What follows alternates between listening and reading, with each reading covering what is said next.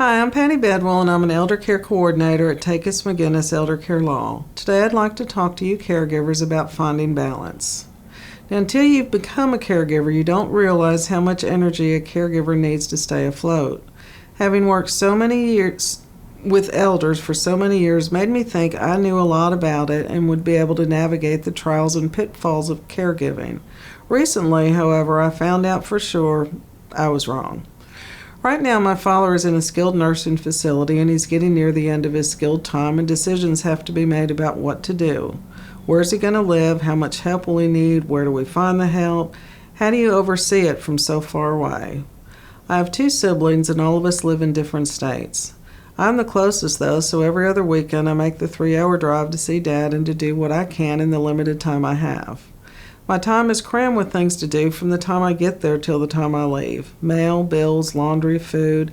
These are just a few things on the to-do list. But inevitably, when it's time to go home, the guilt sets in.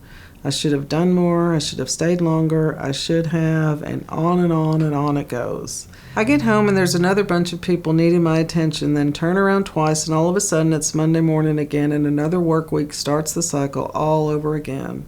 Does this sound familiar to anyone else? I'm sure it does, although when you're deep in the midst of caregiving, it sure feels like you're in there all by yourself, doesn't it?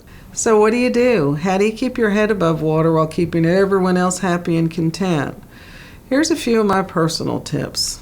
First off, understand not everyone will be happy or content no matter what you do. For a long time, every time I got ready to leave, my dad would give me one task after another. Hang this shirt up, look for this, hand me that. One day, in a weak moment, he told me he was just trying to delay my departure.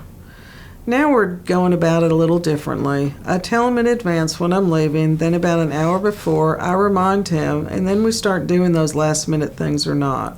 Last time I visited, there were no last-minute chores, and we just used the time together to just talk, which was great. Establish boundaries. Know what your limits are, and don't be afraid to let others know too, even the person you're caring for. Sometimes we need to give ourselves a pass to be human and have human limitations. It's frustrating to give so much time and energy to someone else and feel like you don't have any left for yourself. That doesn't mean you don't love the person you're caring for, it just means you're human and have needs of your own. So if you know you only have a 2-hour window, let others know too, and then stick to your guns and don't let yourself be guilty to change. Vent your frustrations to someone. This is definitely not something to do with the person for whom you're caring for, but it is important. Have you ever noticed that when you vent those frustrations to someone else, they lose a lot of their oomph? Often the mere voicing of frustrations can make you feel much, much better. My husband understands this about me. He doesn't always like hearing it, but he knows once it's out in the open, I'll be a little saner acting, at least for a while or until the next thing comes along. I could fill a few hours talking about tips for caregivers, but most of them will drill down to these few things.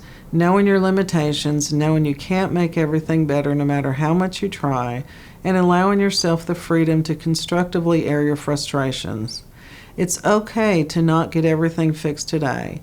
Tomorrow's there to pick up the slack. Thanks for watching, and I'll see you next time.